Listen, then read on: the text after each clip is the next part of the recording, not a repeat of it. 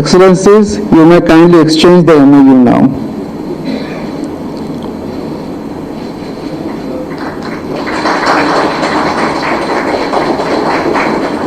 Thank you, Excellencies.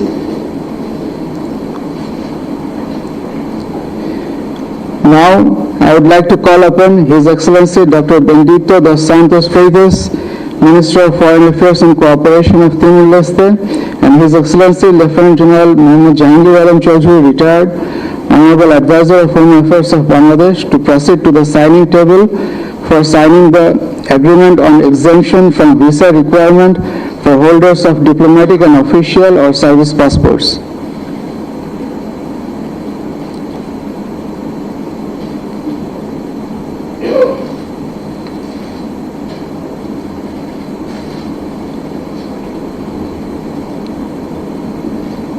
Excellencies, you may kindly exchange the agreement now.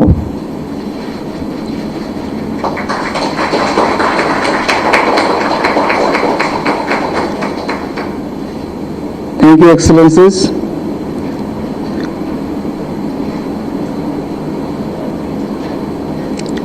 Excellencies, dignitaries, ladies and gentlemen, with the signing of the agreements, we conclude our instrument signing ceremony here. Excellencies, ladies and gentlemen, now I would like to request you all to join the joint press appearance. Thank you all. Long live Bangladesh Timor-Leste friendship.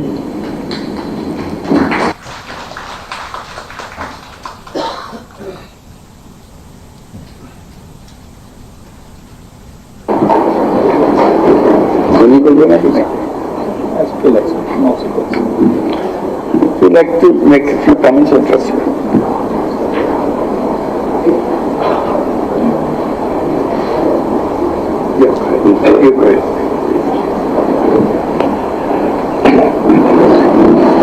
For me, it has been a great pleasure and privilege to be back in Bangladesh, my third visit. I was here in the previous occasion, one private citizen after I had left office as president, second in 2014 in my capacity at the time as a chair of the high-level panel on UN peace operations. Today, to visit a new Bangladesh that is going through remarkable transition and transformation, led by one of the most recognizable face in the world, recognizable name, led by one of the most respected, esteemed leader in the world.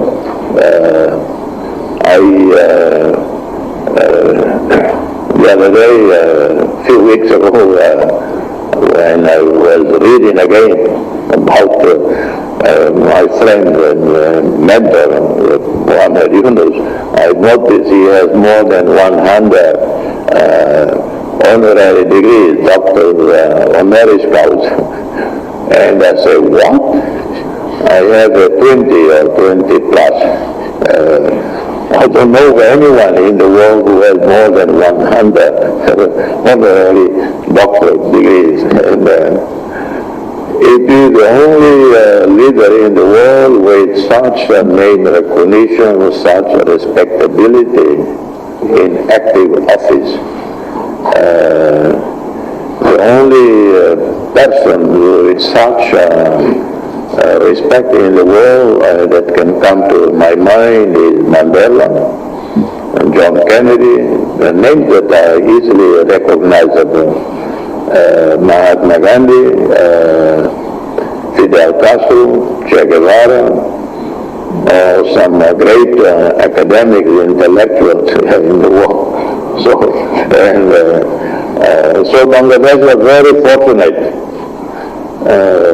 Very lucky to have such an unassuming, humble person leading this and he probably doesn't like the word leading, but maybe working with you, with the young people, young generation, with the students, to transform the country.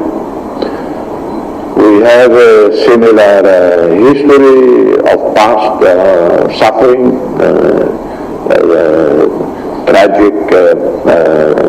tragic events in the past that happened to us, like in many other countries. And nature has not been very generous to the Bangladeshis. In some ways, maybe it has been generous, but other ways not very generous.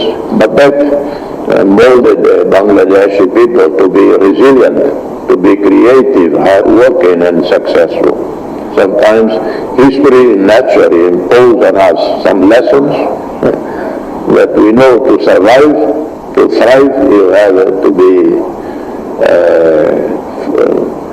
study, work hard, and that's how we observe Bangladeshis in my country and around the world. So this country has tremendous future, and my friend, mentor, because every time I email Professor Yunus, I will say, dear brother, dear friend, dear mentor, and maybe I'm not too young to be mentored by him. He probably say, we are all the same age, why is calling me mentor?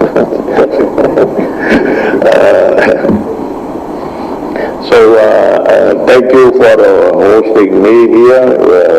Very, very honored, and we have just witnessed the signing of some agreements, some MOUs, but we will do more in the months and years to come to expand economic trade relations. And I think we can import more, timor-leste import more from Bangladesh, and we invite Bangladeshi companies to come and look for timor-leste, because by next year we will join ASEAN and we will be part of a region of 700 million people with a joint GDP of over 4 trillion. And we also, next year, we might be experiencing a high economic growth with the potential agreement and development of a major gas field called Greater Sunrise. Hopefully an agreement will be signed in the next few weeks, and that finally see this project taking place. It has been stuck for 20 years, but finally all sides seem to converge on an agreement. I'm not involved in the negotiations, in the arrangements, but I hear from the media in the region that an agreement is possible.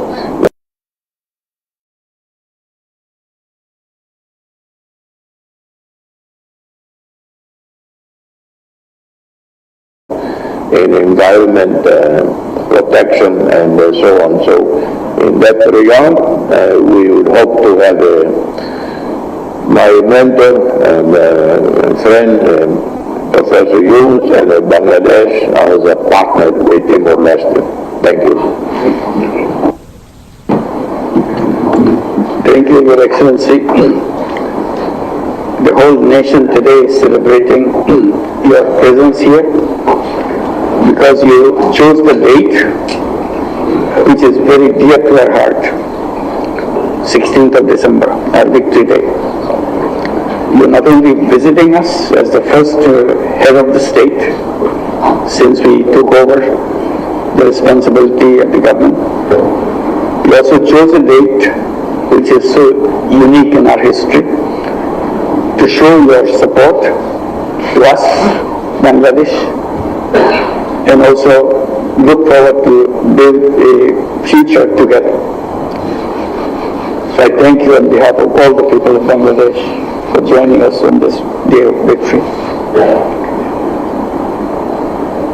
I tried to explain to you how the circumstances led to the collapse of the previous government, that the leader of the previous government had to flee from the country. And there was a vacuum in the country. And finally it was resolved by creating a new government headed by me.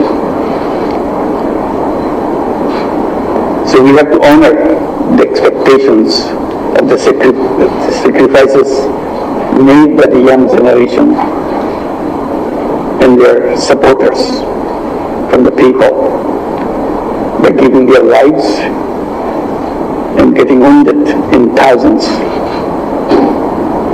The aim is to create, as you mentioned, new Bangladesh, departing from the terrible things that we have done to ourselves in the past. So that's our mission that we want to continue.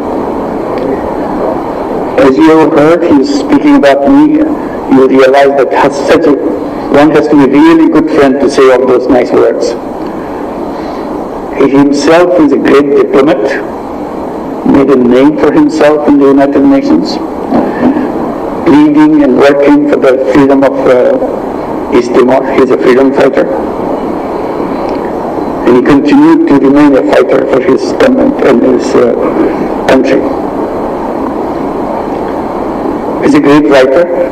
He very frequently writes op-eds in international newspapers.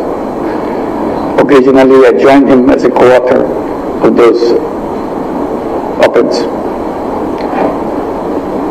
And he stands up for the rights of the people all around the world, not just Timor-Leste. So he's a very known person in the world. And I'm so happy to be a friend of his, and he being my friend. I can call him a friend. I was stunned when I heard that when he received the Nobel Peace Prize,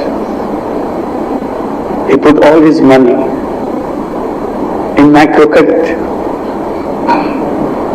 So that was a very pleasant surprise for me, that still our relationship was not that close at that time. When I heard that, it really amazed me. That shows something that he really loved to do, giving all his money, the prize money, into microcredit. And since he became a foreign minister in the beginning, he was promoting microcredit and invited me and my colleagues to come to East Timor to promote that. Even before I arrived, Helen Todd, a close friend of ours from Malaysia, she was invited to start a microcredit program in East Timor. So when I arrived, I could go and visit them in Masjid Masjid and other areas of East Timor.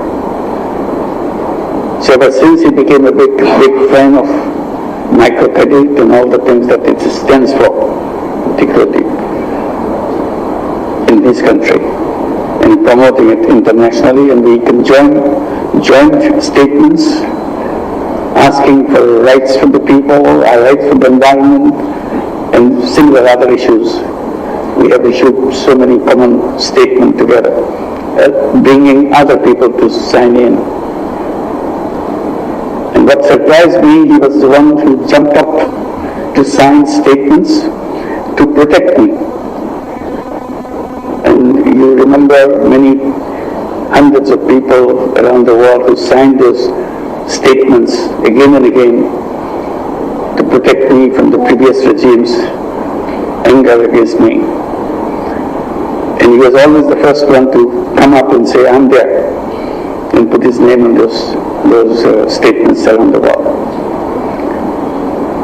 And that friendship continues. Today we can work together, so in many fields we explore. In Bangladesh and East Timor, history is intertwined, because the birth of East Timor is connected with Bangladesh. Very surprising for many people to hear that. Because when East Timor was created, it was under the supervision of United Nations. And the first one to be the representative to oversee East Timor's transition was Sergio Melo, right? A Brazilian.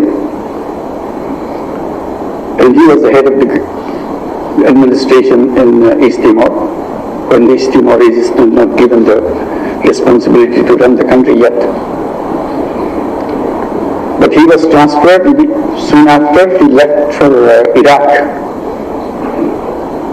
If you remember, a shocking thing happened. He was killed in Iraq. The whole world was stunned by his death. The person who succeeded in East Timor was Amira Haq from Bangladesh. So Amira Haq was literally the head of the government in East Timor.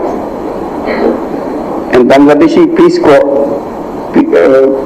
peacekeeping army, they were the ones who were running the country, along with many other international peacekeeping forces,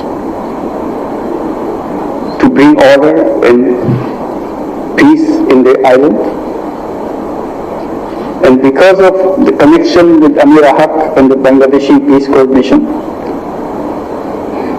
the entire police force of East Timor was a Bangladeshi police force. So wherever you go, you see Bangladeshi police force. They are the people ensuring law and order in East Timor. And when I was visiting in 2004, I was invited by Amira Haq in a big palace, inviting everybody in East Timor. I saw some Bangladeshis are running the country. So I can see how much love and respect she enjoyed at that time. And still, many Bangladeshis work there. I don't know about the police forces, probably it's now Timorese police force. But the fact that at the very birth, Bangladesh was very much part of Timorese history, East Timor's history. So you continue to have that relationship, that warm relationship that we created, to continue to do that. And East Timor will be part of ASEAN very soon.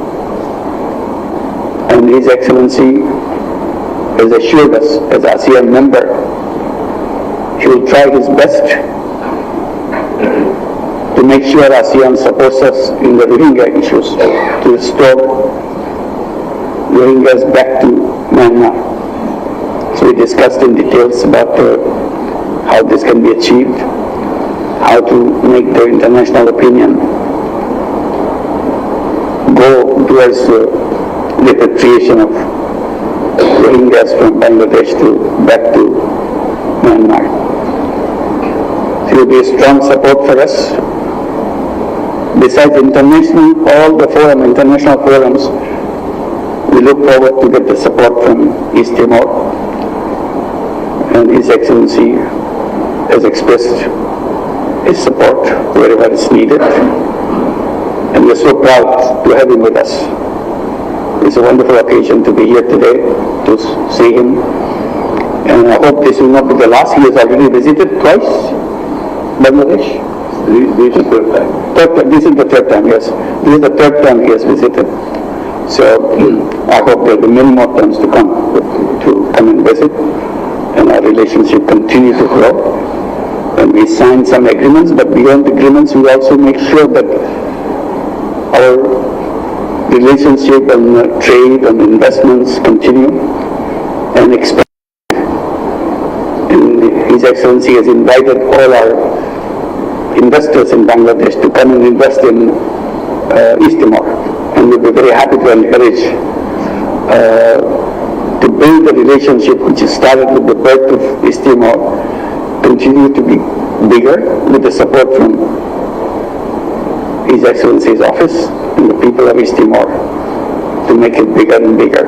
Even when I was visiting first time in 2004, I saw many Bangladeshi products in the villages, not in the city.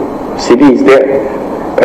Many Bangladeshi products, they are everyday products. They see it as their own, as something.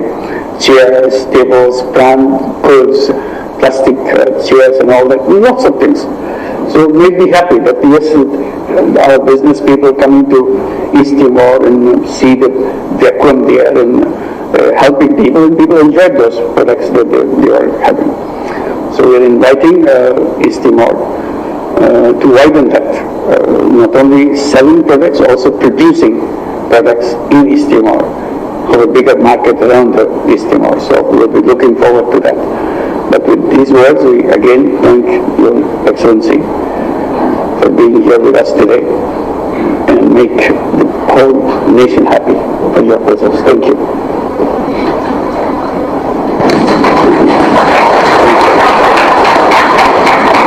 Honorable President of the Democratic Republic of Timor-Leste, His Excellency Dr. Jose Ramos-Horta, Honorable Chief Advisor, Government of the People's Republic of Bangladesh, His Excellency Professor Muhammad Yunus.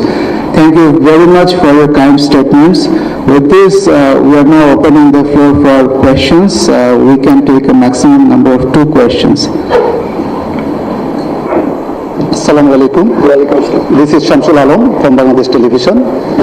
His Excellency, Mr. Professor Muhammad Yunus, Chief Advisor to the Interim Government of Bangladesh. My question, Bangladesh and Timor-Leste today entered new phase of bilateral relationship. How both countries can be benefited from their mutual cooperation? Thank you. Yeah, I just mentioned that there's a lot of things to achieve. First, on the international front, we are very close friends, both countries, and with the leadership of His Excellency, also makes it a stronger relationship. So on all international fronts, we'll work together. Particularly East Timor can be very helpful for us to play a role, mediating role between Myanmar and Bangladesh to repatriate all the Rohingyas from Bangladesh back to Myanmar. So, and they are very close. They know each other very well, the leadership of Myanmar and His Excellency. So, and also he is known as a great diplomat in the international circuit. So I hope we are looking forward to take advantage of that skill together with the friendship that he has for all countries, Myanmar and Bangladesh and his own, to make a peaceful solution to the problem in the Rohingya things.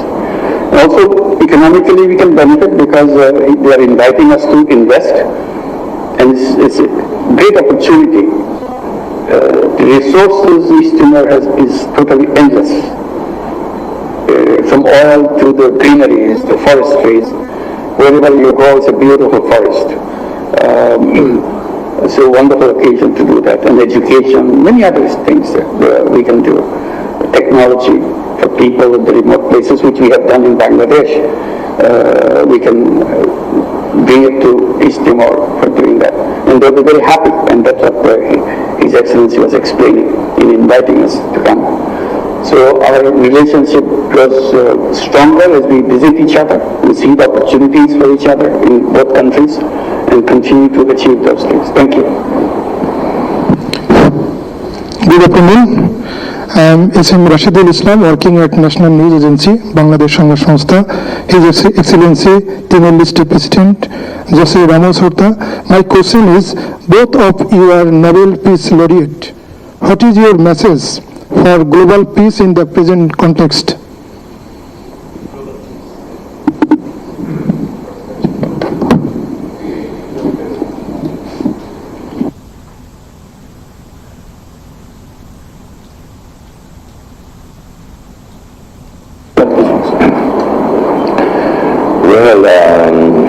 One just need to read the news of the last few 2 years, few months, few weeks, few days, few hours,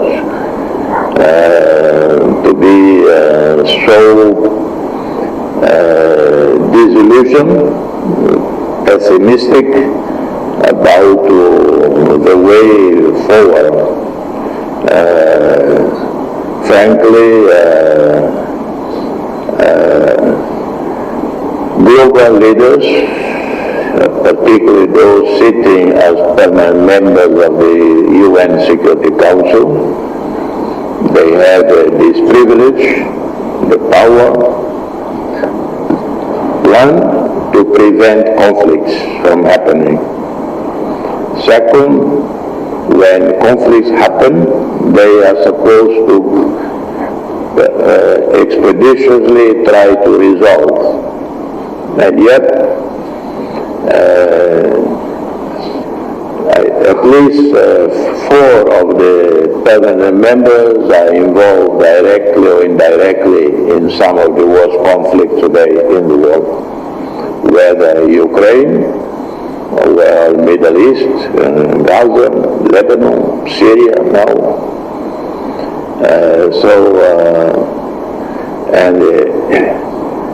If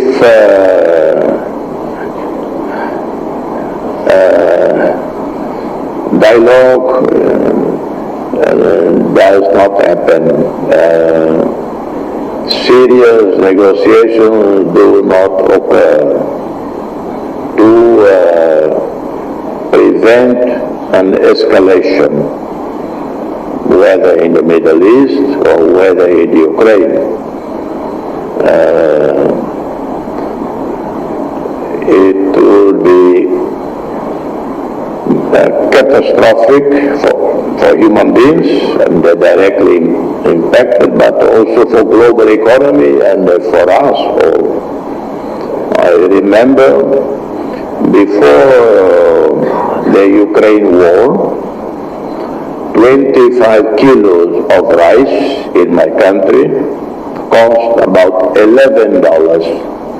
I know the price because I often go with my old Willys Jeep, 1948 Willys Jeep. I buy off the stores to deliver to some poor families myself. And that's what I remember. $11 for 25 kilos.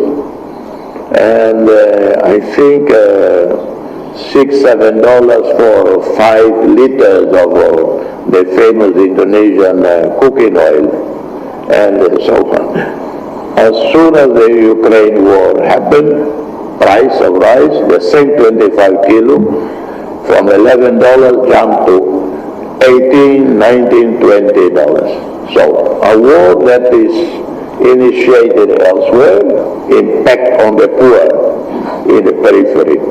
So if the situation is not addressed, we will have a second, third wave of economic crisis, food crisis, and another wave of refugees flocking again out of Syria, as many thousands are returning from Turkey into Syria. But the story is not finished yet. It could be quickly they turn around and they flee back to Turkey and then to Europe. And yet the multilateral security arrangement that was created since World War II literally collapsed. So no really room for optimism. Only what I can say is that in our respective countries, in my country, we do everything to keep peace in the country. When I was asked, what can Timor-Leste contribution to ASEAN as we join? I say, the greatest contribution we can make to ASEAN is to keep the peace, stability in our own country, so that we do not become another headache for our neighbors. Timor-Leste today is very peaceful. We have zero political violence, zero ethnic-based or religious-based tensions. We don't even have tensions, let alone violence. Political feuds happening inside the parliament, and then that's it. Outside the parliament, they start talking again, the members of parliament, and go together to parties and so on, to resume the fight the next day in the parliament. And that's it. That will be our best contribution to ASEAN. We are too small to contribute anything of any significance. But if we keep very happy. So, but there are, back to your question about the global situation, it is very grave. We hope that somehow President Donald Trump will disappoint everybody in the sense they have so little expectation on him to bring peace to the world that he might surprise everyone that he is the one who will end the Ukraine war. He is the one who will tell Israel to retreat and allow the Palestinians to have a home safe like Israel is also demanding. Maybe if he does that, if Donald Trump does that, I would file a letter to the Nobel Committee in Oslo. Please give the Peace Prize to Donald Trump. Very good. Good idea. Thank you. With this, we conclude the joint press statement event. Thank you all for your kind presence.